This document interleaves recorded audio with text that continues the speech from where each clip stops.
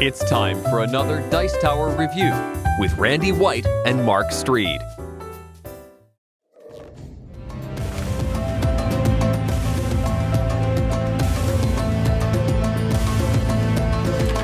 Hello folks, welcome to Board Game Corner. I'm Mark. And I'm Randy. This week we're taking a look at Spyfall, and our review copy was generously provided by the Haunted Game Cafe. Thanks guys. Really appreciate it.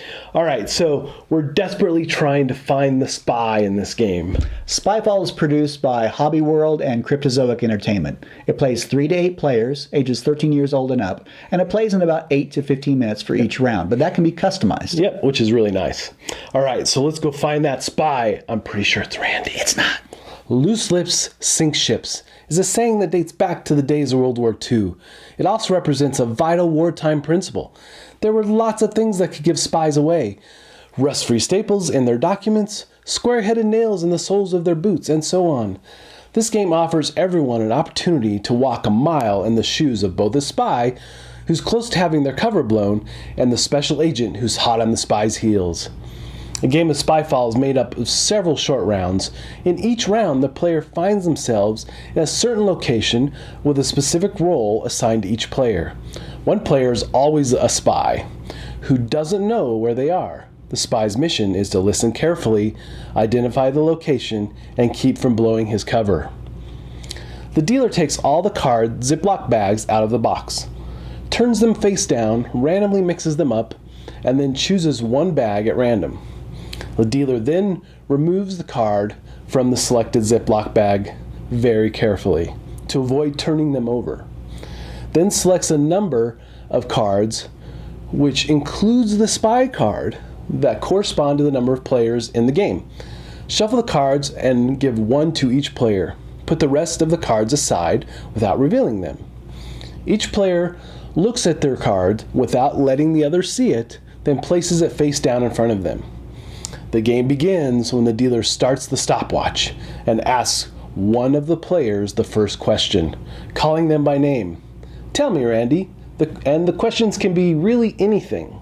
So if using roles, the players must answer based on the role and location shown on their card.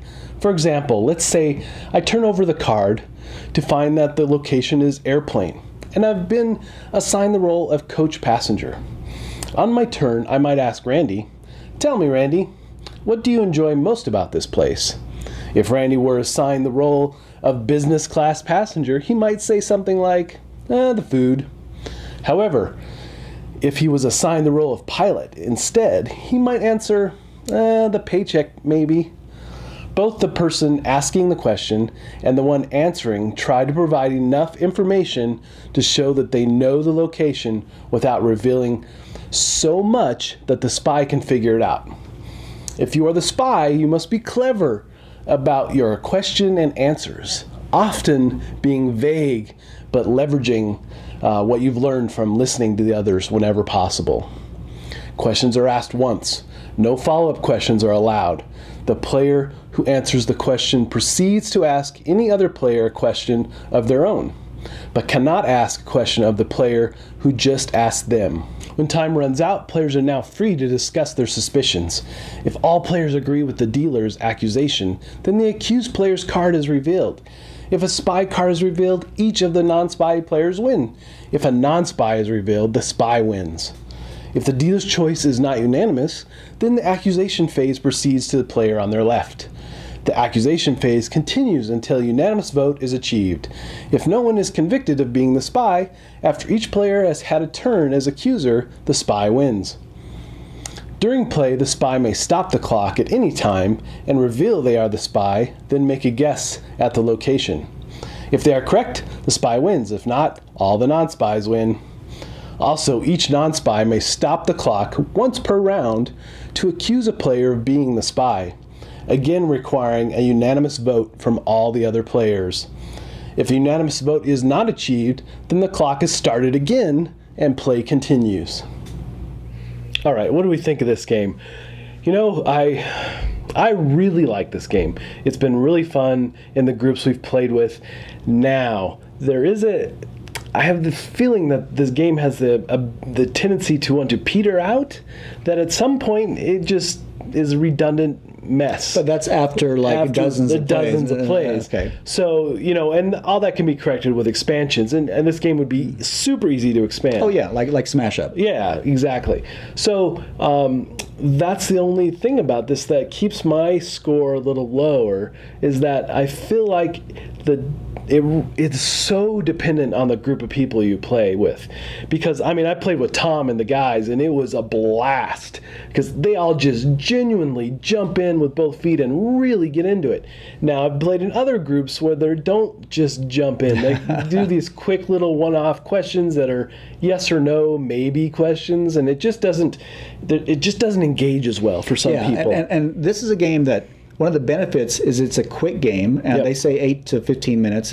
We found 8 minutes for 8 people were sufficient. I would actually recommend, once you've gotten used to the game, you play 1 minute per player. Right. So that if you have 5 people, you're playing 5 minutes per round. Yep. And the reason for that is it's too easy to identify the spy the longer you go. Yeah, it really is. Unless they've memorized all the locations Yeah. and have picked up that. And I think that's part of the thing that can cause the game to become stale, is Yeah. that everybody in your group, that if you play with a consistent group, that you're all going to know the locations so well, and you're all going to suddenly be asking the same types of questions that you asked before, and maybe answering the same way. So it desperately needs continuous expansions to keep it fresh. But I don't think it gets to that point where it feels trodden out until you've played it multiple times. Now, because there are quite a few packs. Yep. There's a good chance that you can play it several evenings, and this is a game that is basically a filler game that can be extended to a full evening's worth of entertainment. yeah. So you could easily play, depending upon how long each round is, you could easily play it for 2 or 3 hours. Right. I wouldn't suggest playing it for more than maybe a couple hours. But we played it way longer. Well, we did. But I think in general, that's what you're going to do with it, and in many cases, you might even play it much less. The point, though, is that after your group has evolved, if you will, to the point where they understand what type of questions. One of the benefits of this game is not just that it's quick, and that it engages you somewhat intellectually in being creative, but you have to be careful about the questions you ask. Yes. If I ask a question that's just a yes or no question, then it becomes too easy for people to give me no information whatsoever. Exactly. And I don't know you whether have to be a little more engaging than that. But if I ask a question that reveals too much information, it's too easy for the spy to say, "Oh, I've listened to that question, and obviously they're on a train. I've heard this kind of question before." Yeah, so he figures out too easily where we're at. So I think that's one of the challenges of the game is, as the group evolves, they actually become better at playing the game. Yeah, for sure. But the downfall is this is not a game that you can just throw out in any particular party. And Mark mentions the different groups and maybe environments where it plays well or doesn't play. I think it requires a nice, quiet environment so that people can hear what each are saying. I've played at conventions, though. But you said you could still hear Tom and the rest I of the could group. still hear everybody. I can easily see, though, in a noisier conventions where this game would be much more difficult to play. Or like a crowded restaurant where it's just really loud. Right. So I think that would make it harder to play. So it's not good for all environments. It's also not good for necessarily people who aren't feeling like thinking. It's not a deep thinking game. No, don't get me wrong. But people, I think it's more where people are not engaged in the role. Right. If you don't, you're not willing to take on the persona of the card and the role of the card. And I think it's important to play with those roles, because others have suggested that you don't need the roles. I really don't think I could play this game without the roles, because it would just be, boiled down to really too simple of questions and things just for an environment. Right. So the having the roles and a character you can kind of take over or play the part of really helps engage people in the game. Well, I think it's not only engagement, but it also adds some variation to the answers they're going to give. Yeah, because you have to take that into account, that maybe the answer I was expecting, because I am the owner of a niclub, I'm expecting you to give me a particular answer. I'm expecting, maybe you're a patron, maybe you're one of the DJ. But the fact is, you're actually a pickup artist as well. And so the answer you give me might not fall into my expectations. So I have to say, is it possible that somebody in this environment might give that as a legitimate answer, or is that person the spy? Right. And I think it aids too, like if you're at the beach and you don't just automatically assume it's a vacation, maybe one of the roles is that you're working there as a lifeguard or whatever. That someone asks you a question, you're like, well, it's a job and I have to show up, or people. You ask are you here for business or pleasure? Right. If they say business, you don't automatically assume they're the spy. Right. So. I think the roles are very important for this game, and I would not play without them. I would agree with that. The other thing, as far as limitations, if you will, in the game, is that this is not a game that lends itself to a drinking party. No. So if people aren't, you have to really engage. Yeah, if you're not concentrating, I think it makes it more. And now certainly you can drink, but if you're not willing to consider what you're saying and what others are saying, it not only makes it difficult to figure out who the spy is, but it also makes it very easy for people to determine where you're at, for the spies to win. Because if I say, are you the conductor? Someone can easily figure out, we're probably on a train. Exactly. So I think this is not an easy party game. This is not just something you throw out for any party, like Mark said. Yeah, and not for any group. You really need to have that group that engages with it. Right, and that's the key. And that's why my score is going to be a little bit lower, because I found in the multiple games that I played that not everybody truly engages like you might think. The really fun aspect of that, though, is that I found playing with the family and having kids that they ask these off-the-wall questions that just added a lot more fun.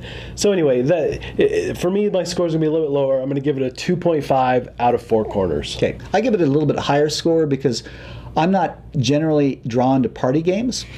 Some of the ones and don't get me wrong, I used to like them a lot, but before I found some of the newer ones, in which case that's really what I want to play. Yeah. But for a game that is more accessible to a group that doesn't want to do strategy, they don't want to think multiple moves ahead, this game fits the bill in a way that I still enjoy playing it. So I give it a 3.0 out of 4 corners. It is much surprising. Randy gives it higher than I do. Yeah, it really is, especially for a party game. That's not saying I'm keeping this game. It's going in my collection. I really like it. But for, I look at the spectrum of party games and look at headbands, which my wife loves. Which is way down here. Yeah, which is maybe closer to a 2 or so. I would gladly pull this out before something like that. And then cash and guns being maybe a 4. This is someplace in between. It's something, it's because the rounds are so short. Right. Because it's so easy to learn.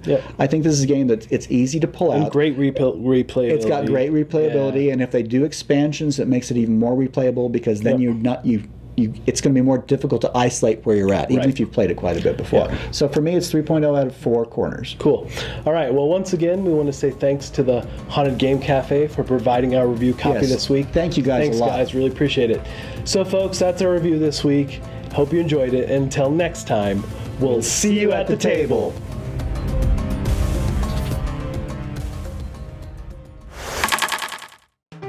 Thanks so much for watching the Dice Tower videos. Find more great videos and reviews, as well as our top-rated audio podcast at Dicetower.com. You can also find other great shows at DicetowerNetwork.com. I'm Eric Summerer, and you've been watching The Dice Tower. The Dice Tower is sponsored by Cool Stuff Inc., where you can find great games for great prices.